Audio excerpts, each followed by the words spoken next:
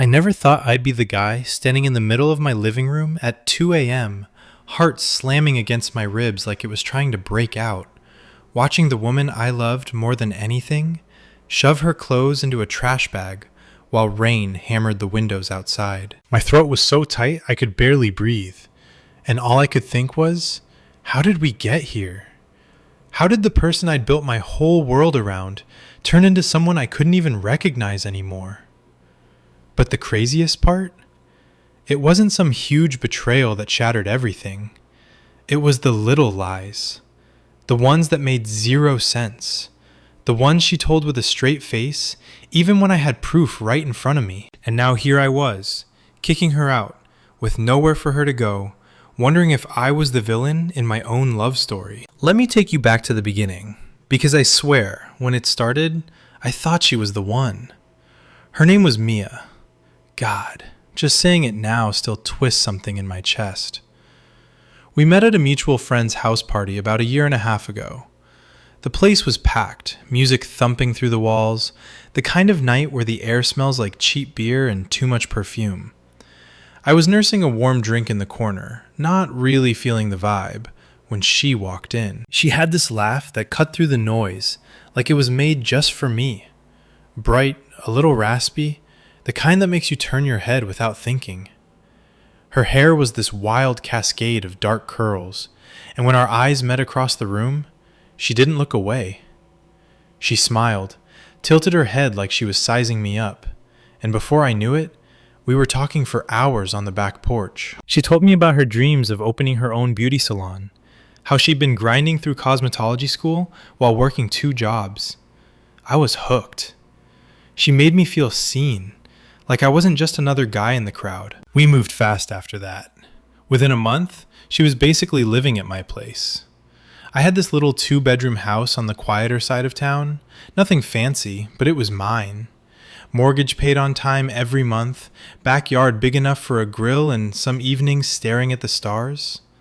I loved coming home to her. The way she'd leave little notes on the fridge, the scent of her vanilla body lotion lingering in the bathroom, the way she'd curl up against me on the couch after a long day and whisper how safe she felt with me. I fell hard, deeper than I'd ever let myself fall before. I'd catch myself smiling at work just thinking about her, planning little surprises, imagining a future where we built that salon together. I even started saving extra on the side, picturing us cutting the ribbon on her dream one day. She called me her rock, her safe place, and I believed every word. But looking back now, the cracks were there early. Tiny things I brushed off because love makes you blind like that. She'd say she was at the gym, but her car would smell like fast food when she got home. Or she'd tell me she'd called her mom, but her phone would show 0 outgoing calls. I'd ask about it casually, and she'd laugh it off, pull me in for a kiss, and suddenly I was the one feeling guilty for even wondering. I told myself it was nothing. Everyone has their quirks, right? But then Valentine's Day hit, and that's when the first real punch landed. It was supposed to be our first big holiday together as a couple. I'd planned this whole romantic night, steak dinner at home, candles flickering on the table, her favorite playlist humming low in the background. I even bought her those earrings she'd been eyeing online, little silver hoops with tiny hearts. But that afternoon, she texted me, saying her friends were throwing this last-minute girls' night at this new bar downtown. "It'll be fun, babe," she said, all bubbly in the message. "Come meet us after. They really want to hang with you." I wasn't in the mood. Work had been brutal that week, deadlines piling up, and all I wanted was a quiet night with just her. So I texted back, "Rain check? Stay home with me?" She called me instead, voice all sweet and pleading. "Please, just for a bit. I miss you already." I caved a little. Not enough to go out, but I told her to have fun and call me later. Around 10 p.m. my phone buzzed. It was her, the bar noise loud in the background, clinking glasses, people shouting over the music. She was laughing, saying, "Babe, you have to hear this place. It's packed wall to wall." Then she handed the phone to her friends. One by one they jumped on. Dude, it's insane here. We've been waiting for a table forever. Another girl chimed in. Tell him about the line outside. Your girl's been dancing in the rain just to stay warm. We all cracked up. I could hear the chaos, the energy. It sounded like a blast. I joked back. Yeah, I figured it'd be a zoo on Valentine's. Don't forget to hydrate. More laughter. Then she took the phone back, blew me a kiss, and said she'd be home soon. When she finally walked through the door a couple hours later, cheeks flushed from the cold, I pulled her into a hug and said, "Sounds like that bar was nuts tonight. Glad you had fun." She pulled back, blinking at me like I'd spoken another language. "What bar?" she asked, all innocent. My stomach did this little flip. "The one you were at with your friends. I talked to them on the phone, remember? They said it was crowded as hell." She shook her head, stepping away to kick off her boots. "Babe, we never went there. Jisei ended up at Sarah's apartment the whole time. It was just a chill night in." I stood there, frozen, the words sticking in my throat. I could still hear the bar sounds echoing in my head. The music, the voices, the way they described the line outside. My pulse started racing. "Mia, I literally spoke to them. Jisei handed you the phone from the bar." She crossed her arms, eyes narrowing just a fraction. "You must have misheard. Jisei were at Sarah's. End of story." The argument that followed wasn't loud at first. It was this slow burn, me pressing for details, her doubling down with that calm, confident tone that made me question my own memory. "Why would I lie about something so stupid?" she said, voice soft, like she was explaining something to a child. I replayed the call in my head 100 times. The laughter, the background noise that didn't sound like an apartment at all. My chest felt heavy, this weird mix of confusion and hurt twisting inside me. I loved her. I didn't want to fight, so I dropped it. We went to bed, and she curled up against me like nothing happened, her breath warm on my neck. But I lay there awake for hours, staring at the ceiling, the rain tapping against the window like it was trying to warn me. "It's nothing," I told myself. "Just a mix-up." The next few weeks were normal again, or at least they felt normal. We'd cook dinner together, laugh over silly movies, make love like the world outside didn't exist. She'd talk about her salon dreams late at night, eyes sparkling, and I'd hold her tighter, believing we could make it all real. I pushed the Valentine's thing down deep, convinced myself I'd imagined the bar sounds, or that her friends had been messing with me.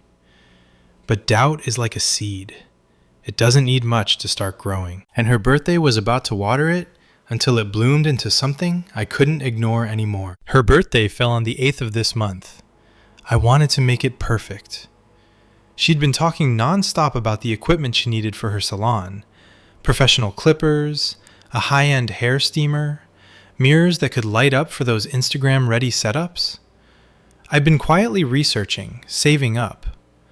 The plan was to surprise her with the full kit wrapped in a big bow. But life got in the way. Work deadlines ate into my time, and I couldn't get the order placed in time for the big day. So instead, I took her out to her favorite Italian place. The one with the twinkling string lights on the patio and the tiramisu that melts in your mouth. The night was warm for early March, the air smelling like garlic bread and fresh basil. I held her hand across the table, watching the candlelight dance in her eyes, and told her, "I've got something better than a last-minute gift. I'm sending you the money tomorrow, enough for all the equipment. Go get exactly what you want, babe. This is your year." Her face lit up like the 4th of July. She squeezed my hand so tight, tears welling up as she leaned across the table to kiss me. "You're the best thing that's ever happened to me," she whispered, voice cracking just enough to make my heart swell. I transferred the money the next morning, $1,200, every cent I could spare without dipping into rent. She hugged me from behind while I made coffee, murmuring thank yous into my shoulder.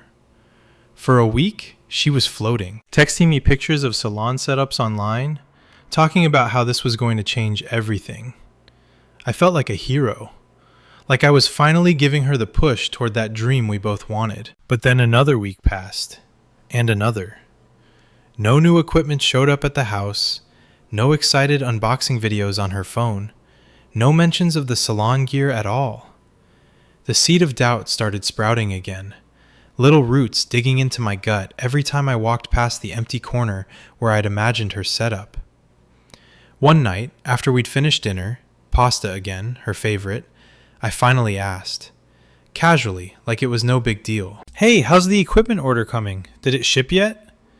She was scrolling on her phone at the table, fork paused mid-air. Her expression didn't change at first, but I saw the tiniest flicker in her eyes. "Oh, it's stuck at the supplier," she said, shrugging like it was nothing. "They're backed up or something. Should be here soon." My stomach tightened. I kept my voice even. "How long do they think?"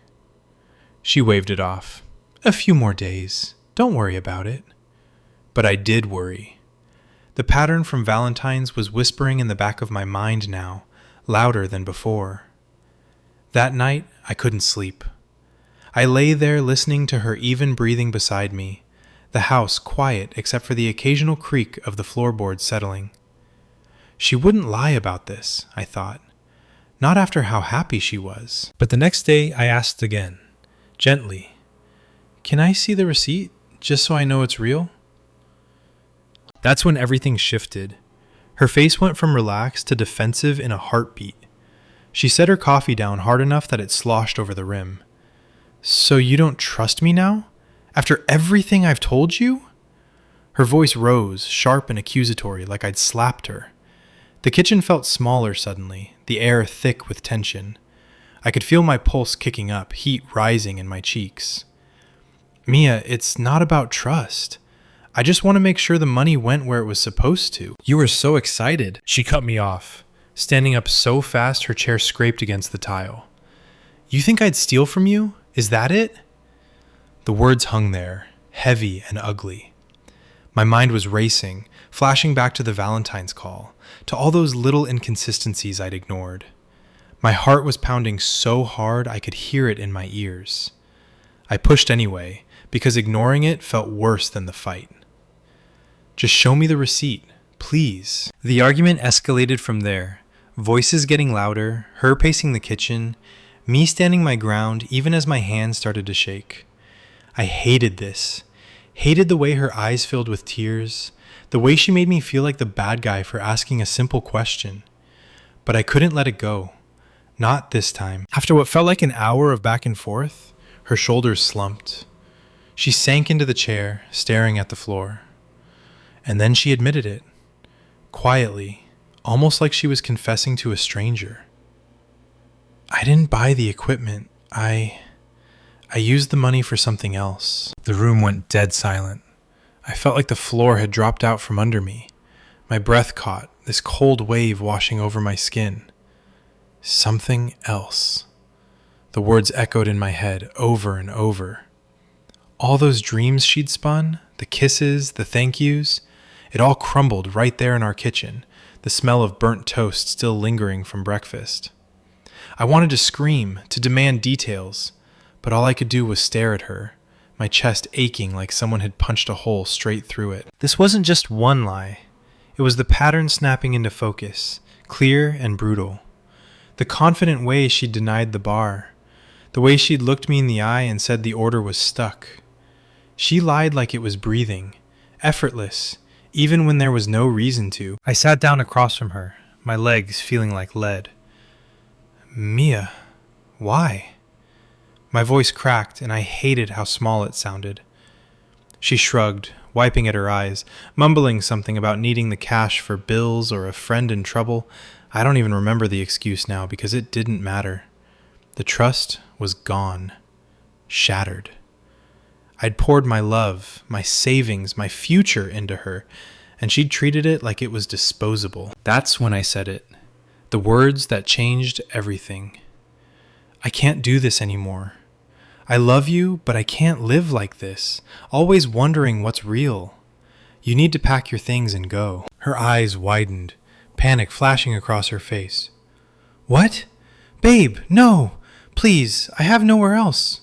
My lease fell through last month, remember? I can't. She reached for my hand, but I pulled back. The rain outside had started again, tapping insistently against the glass like it was keeping time with my racing heart. I felt sick, nauseous, the weight of it all pressing down on me. But I stood firm. For the first time in months, I chose myself. She cried as she packed, soft sobs that broke something deep inside me with every zipper she pulled. I helped carry the bags to the door because I'm not a monster, even if I felt like one in that moment. The porch light cast long shadows across her face as she stood there, suitcase in hand, looking smaller than I'd ever seen her. "I'm sorry," she whispered. "I'll change. I swear." I didn't answer.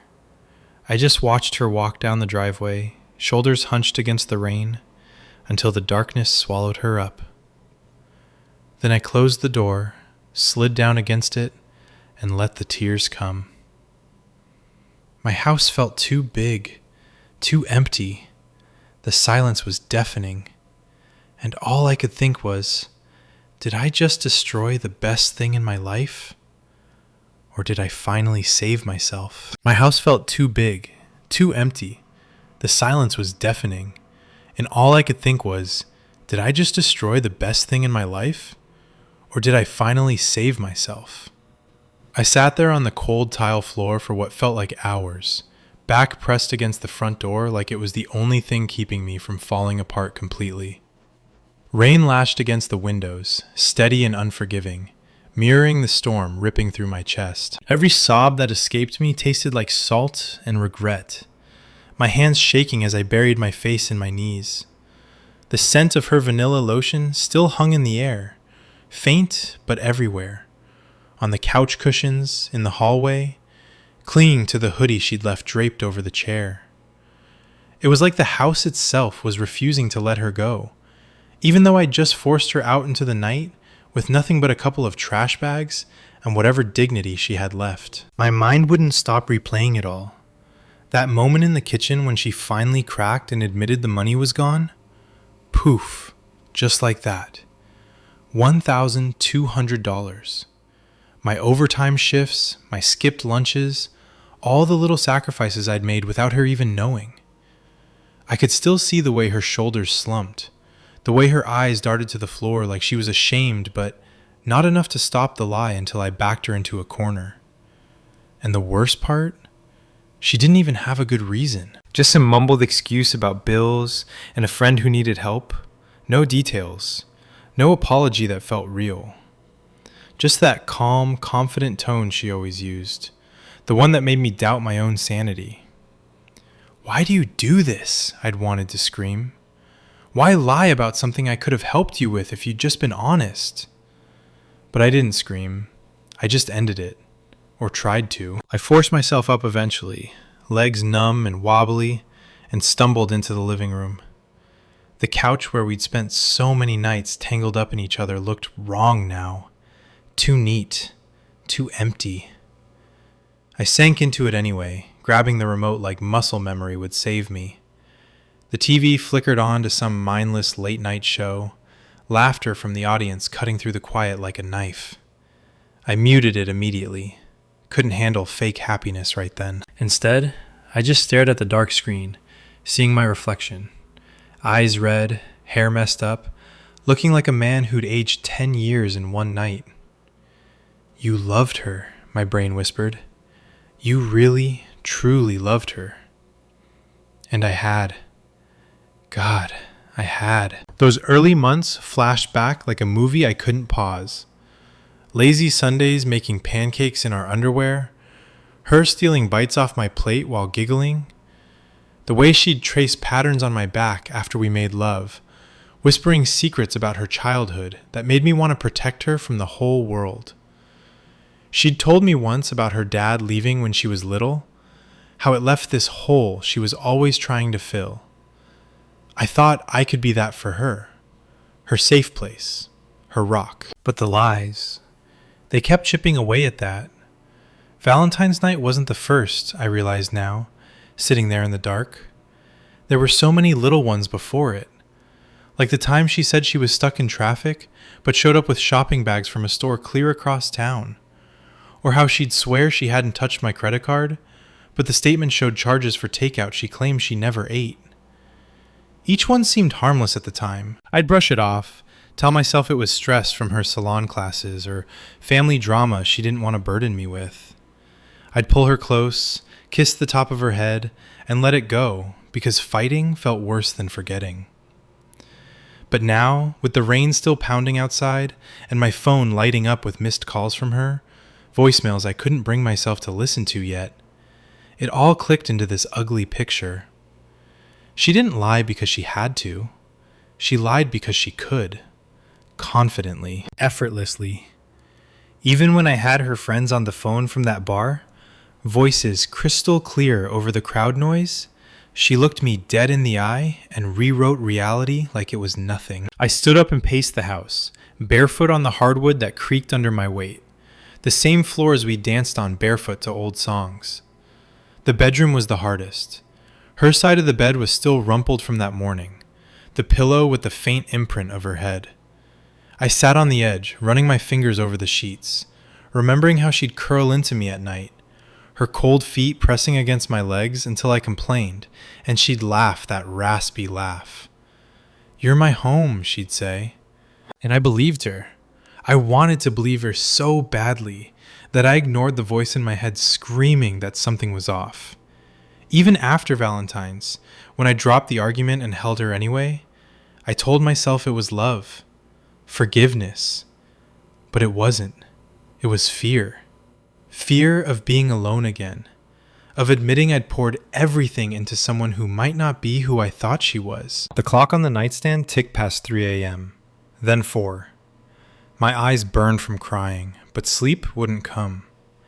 I grabbed my phone finally, thumb hovering over her contact.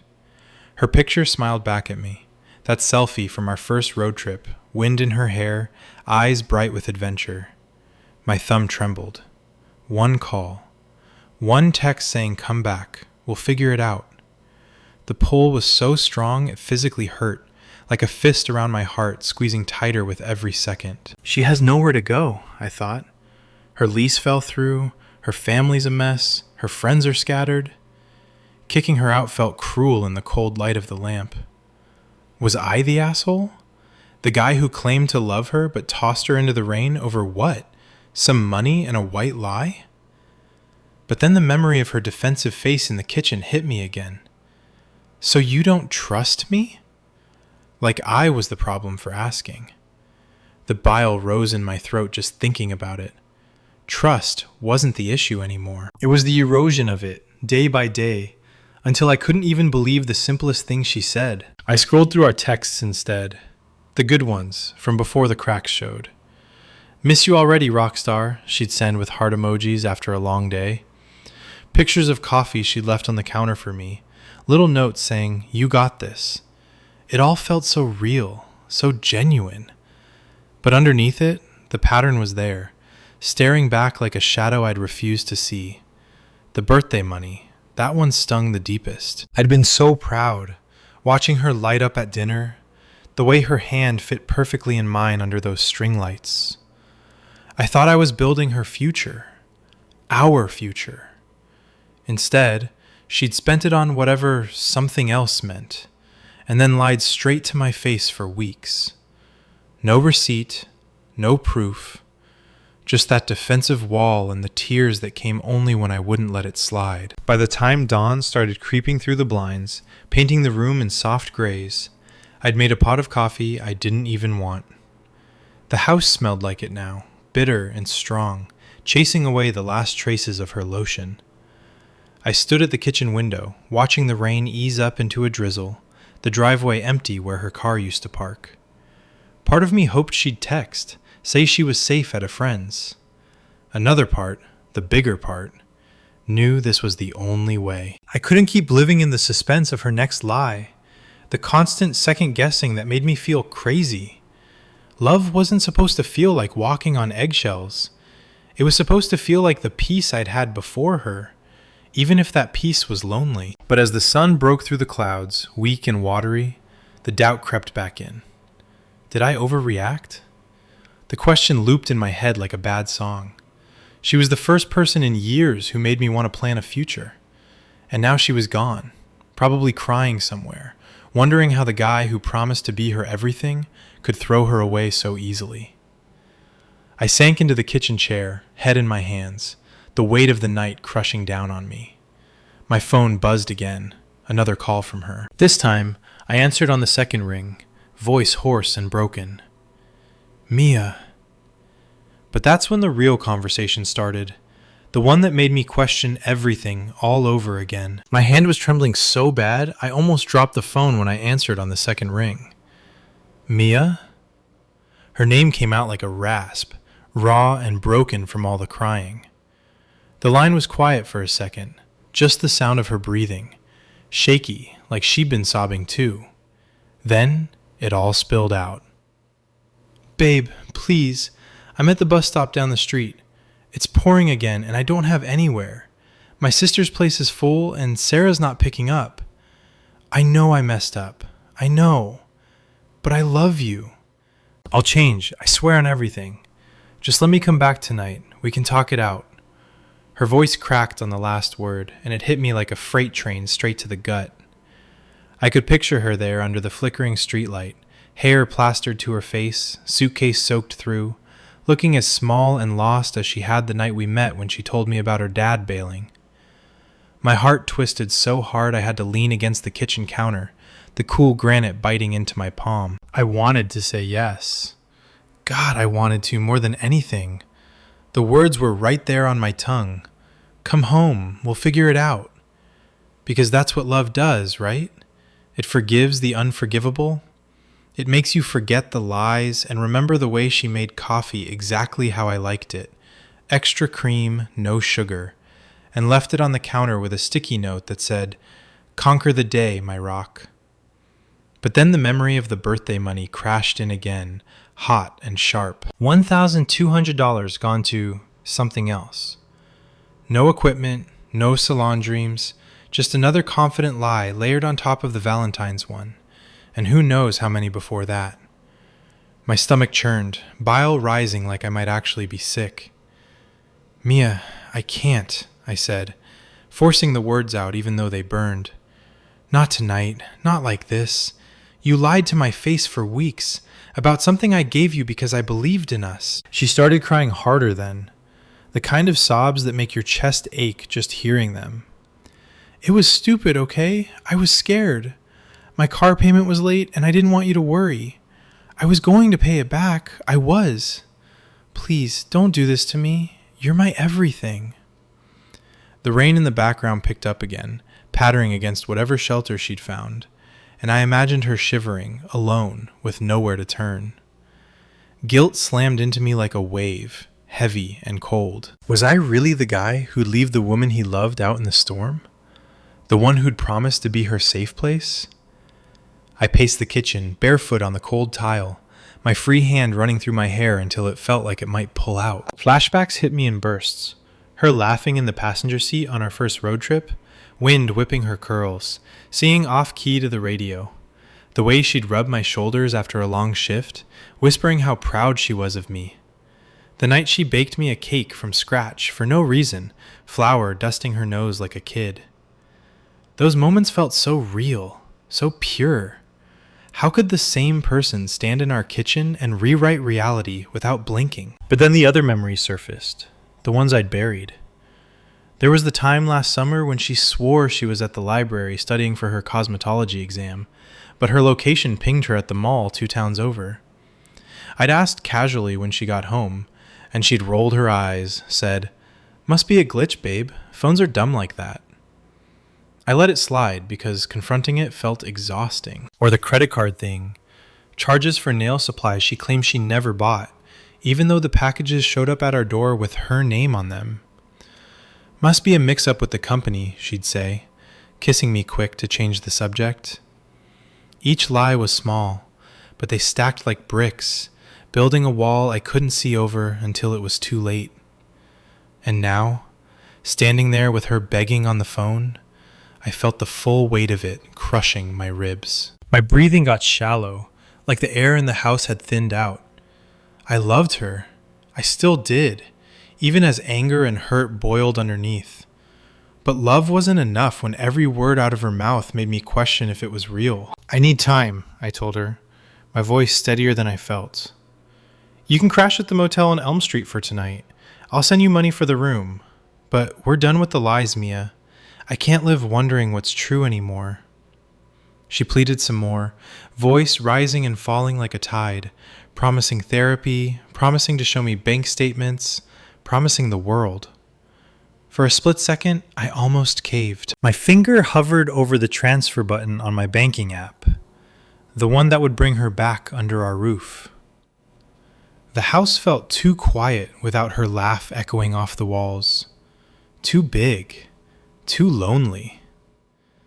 I thought about calling my buddy Jake, the one who'd warned me early on that she seemed too smooth with the stories, but I hadn't listened. She's got you wrapped, man, he'd said over beers one night. I'd laughed it off then. Now his words rang in my ears like a warning I'd ignored. We talked for over an hour, the kind of circular conversation that goes nowhere but drains you dry.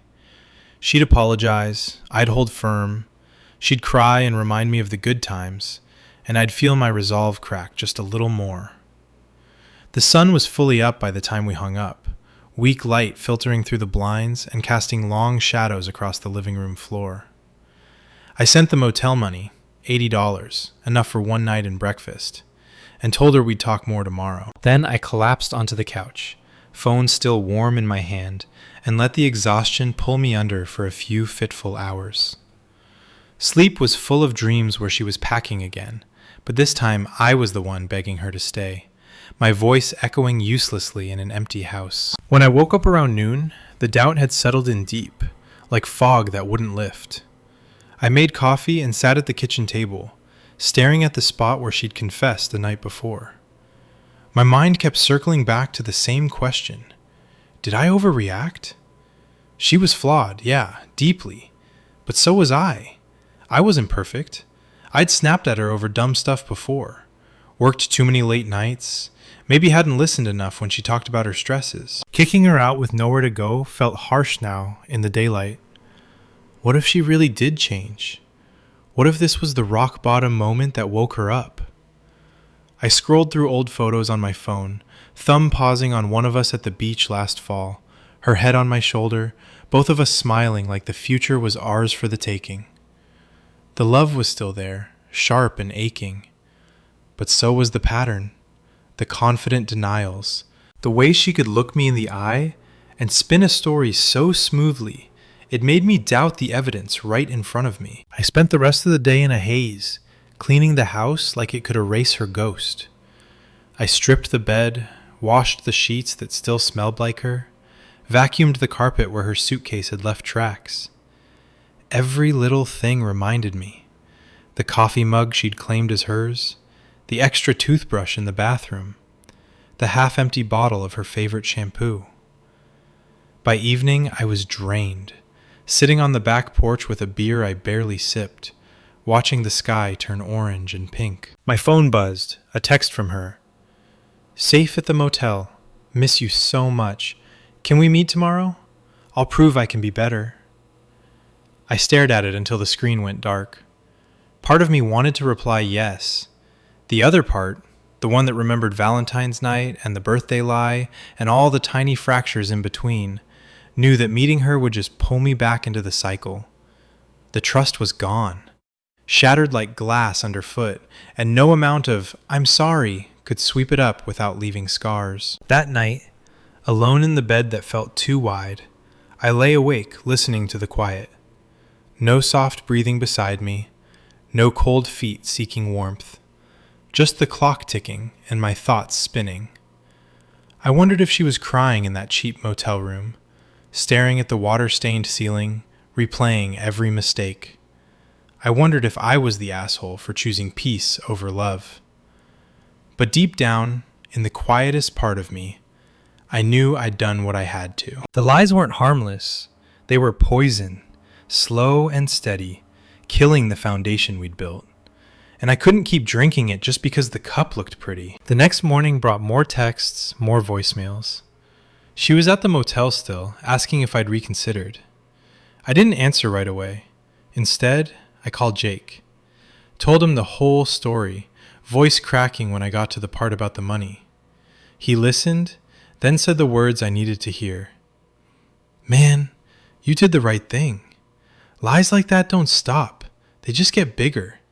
You deserve someone who doesn't make you question your own eyes."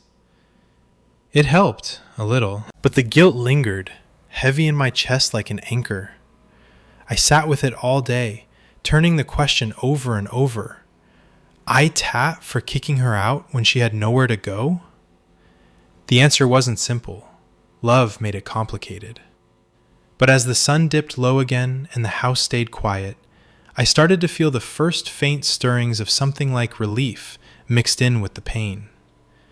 Maybe this was the beginning of choosing me for once. The days that followed that phone call were some of the hardest I'd ever lived through. Work was a blur of meetings and deadlines that I powered through on autopilot, my mind a million miles away from the spreadsheets glowing on my screen.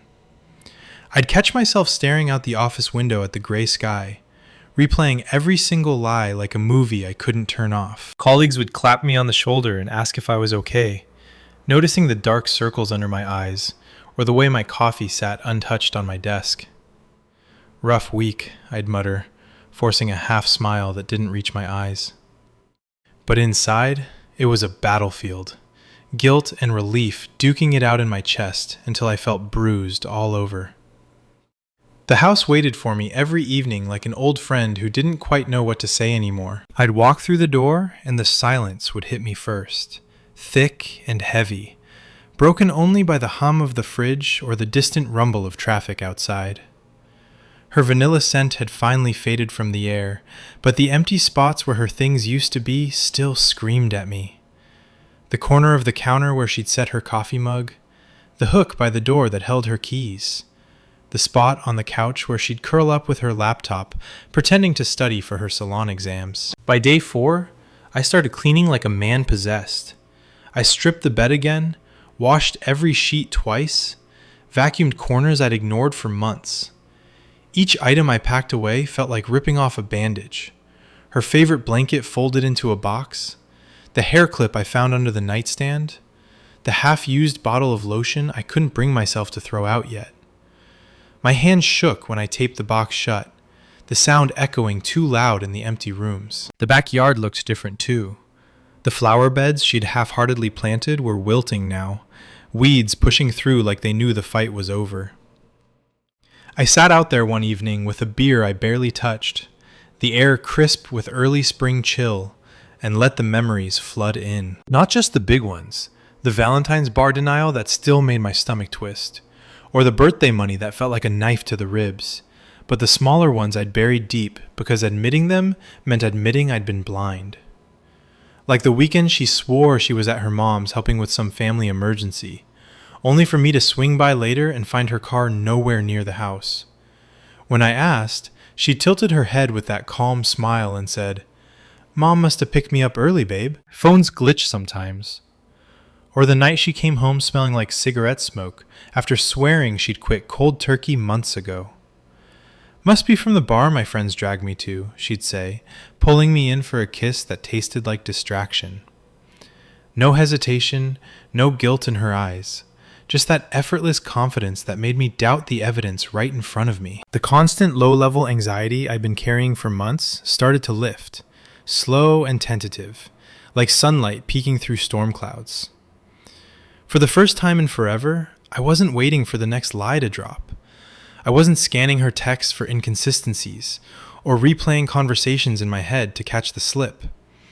The house felt lighter, even if the loneliness still ached in my ribs like a bruise that wouldn't fade. I went to the gym for the first time in weeks, sweat burning my eyes as I pushed weights heavier than usual, trying to outrun the what-ifs. I called my buddy Jake again one night, voice cracking over the phone as I laid it all out. The motel money I'd sent, the way she'd shown up begging, the pattern that wouldn't quit. He didn't sugarcoat it. "You did what you had to, man. That kind of lying isn't cute or quirky. It's exhausting. You deserve someone who doesn't make you question your own damn eyes every day. His words landed like a lifeline, pulling me a little further out of the fog. Then, on the 5th night, she showed up at my door again. It was pouring rain, the kind that soaks you through in seconds, just like the night I'd asked her to leave. The knocking started soft, almost hesitant, then grew louder, insistent. My heart slammed against my ribs as I peeked through the blinds. There she was, curls plastered to her face, suitcase at her feet, eyes red and swollen from crying. She looked smaller, more fragile, and for a split second, the love I still felt hit me like a wave, threatening to pull me under.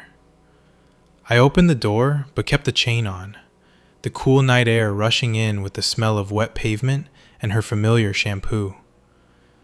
Mia, what are you doing here? My voice came out rough, edged with the exhaustion of days spent fighting myself. She stepped closer, rain dripping from her chin onto the porch boards. I can't do this anymore. I can't be without you.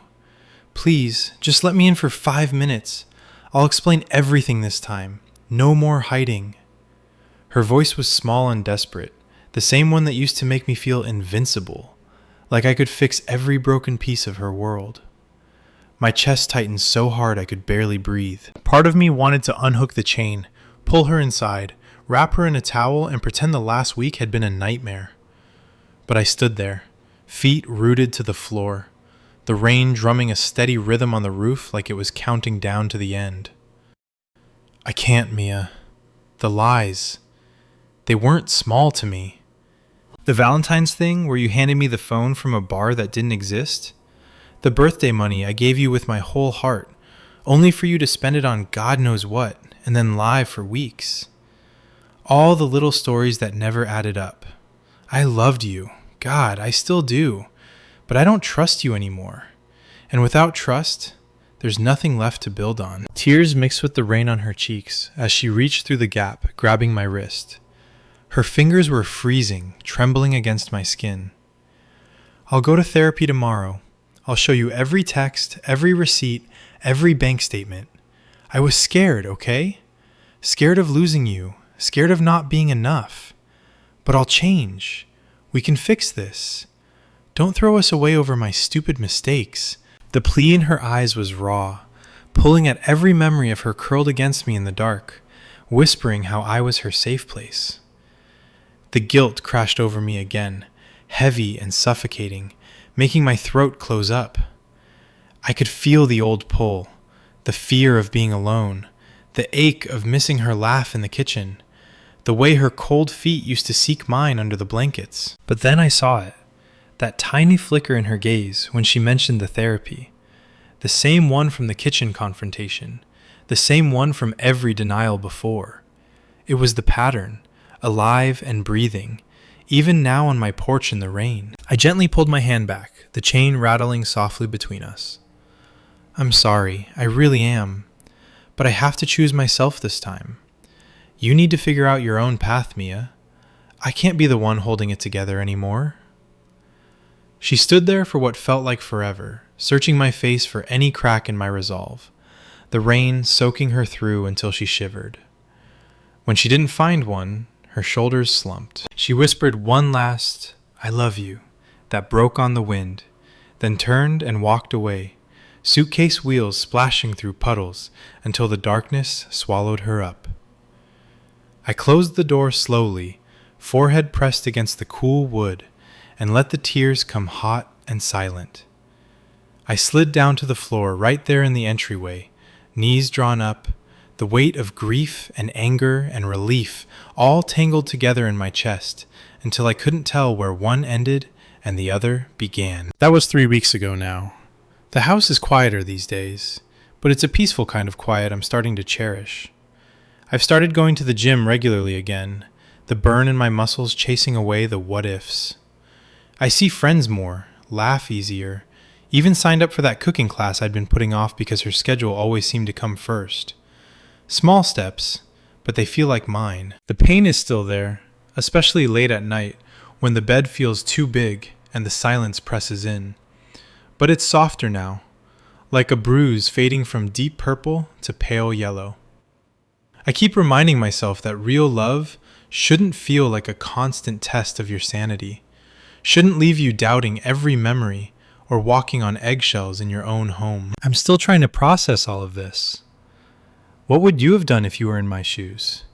Would you have let her stay one more night, hoping the pattern would finally break? Or would you have done what I did, protected your peace, even when it hurt like hell, and left her standing in the rain? Let me know in the comments below. And if you want to hear more about how I'm moving forward after all this, make sure to subscribe and hit the notification bell. Your support means more than you know. The weeks turned into months, and somehow, the sharp edges of that pain started to dull, like a knife left out in the rain too long. I'd catch myself in the middle of a grocery run, staring at the vanilla body lotion aisle, the same scent that used to fill our bathroom, and my chest would tighten for a second before I exhaled and kept walking. No more panic. No more replaying every conversation in my head like a detective hunting for clues. The house had become mine again, truly mine. I rearranged the furniture one lazy Saturday afternoon, sunlight streaming through the windows and warming the hardwood floors I'd spent so many nights pacing. The couch went against the far wall now, opening up the space so it didn't feel like a museum of what we used to be. I even hung new curtains, soft gray ones that let in just the right amount of morning light without reminding me of the way she used to pull them shut on rainy days and crawl back into bed with me. Work started to feel good again too. I'd show up early, coffee in hand, and actually focus on the tasks instead of zoning out wondering if Mia was okay or if I'd made the biggest mistake of my life. My boss noticed the change, clapped me on the back one Friday and said, "You seem lighter lately, man. Whatever's going on, keep it up." I just smiled and nodded, because how do you explain to someone that you kicked out the love of your life over lies that sounded small on paper but felt like they were suffocating you from the inside? The Valentine's phone call still played in my head sometimes. The bar noise, the laughter from her friends, her calm denial later like I'd hallucinated the whole thing. And the birthday money. God, that one still stung the deepest. I'd given it with my whole heart, watching her eyes light up under those string lights at dinner, believing we were building something real, only to find out it vanished into something else, followed by weeks of defensive walls and that same confident stare that made me question my own memory. But here's the thing I realized in the quiet moments, sitting on the back porch with a fresh beer and the stars blinking overhead. I hadn't overreacted. Not really. The pattern wasn't just lies. It was the erosion of trust, piece by tiny piece, until I couldn't even enjoy the good days without waiting for the next crack. I remembered the little things more clearly now, the ones I'd brushed off because love makes you rewrite history in real time. Like the night she came home smelling faintly of cigarettes after swearing up and down she'd quit for good. "Must have been the Uber driver," she'd said with that easy shrug, pulling me close like the scent didn't matter. Or the time her location showed her at the mall when she told me she was at the library cramming for her cosmetology finals. "Phone glitch, babe," she'd laugh, kissing the doubt right off my lips. Each one alone was nothing. Together, they were everything. They made me feel crazy in my own home, second-guessing every word, every plan, every future I dared to dream with her. I started therapy myself a month after she left. Not because I was broken, but because I wanted to understand why I'd stayed so long. The counselor was this calm older guy with a voice like gravel and wisdom, and he listened without judgment while I spilled it all. The rain-soaked porch confrontation, the motel money I sent even though it hurt, the way her sobs on the phone still echoed in my ears some nights. "You protected yourself," he said one session, leaning forward in his chair. "That's not cruelty, that's survival. Love shouldn't cost your peace." Those words stuck with me. I started journaling too, late at night when the house was quiet and the only sound was my pen scratching across the page. I wrote about the good times, the way her laugh used to fill the kitchen while she burned toast on purpose just to make me laugh, the cold feet under the blankets, the dream she spun about that salon we were going to build together. But I also wrote the truth. Those dreams were built on sand, and every lie was another wave washing them away. One evening, about 6 weeks in, I got the last text from her. No begging this time. Just a simple, "I'm in therapy now, working on me. Thank you for everything. I hope you're okay." I stared at it for a long time, thumb hovering over the reply button, the old pull tugging at my ribs like it always did. My heart still ached for the girl I fell in love with, the one with the bright eyes and big dreams, but I knew that girl and the one who lied so effortlessly weren't the same person anymore. I didn't reply.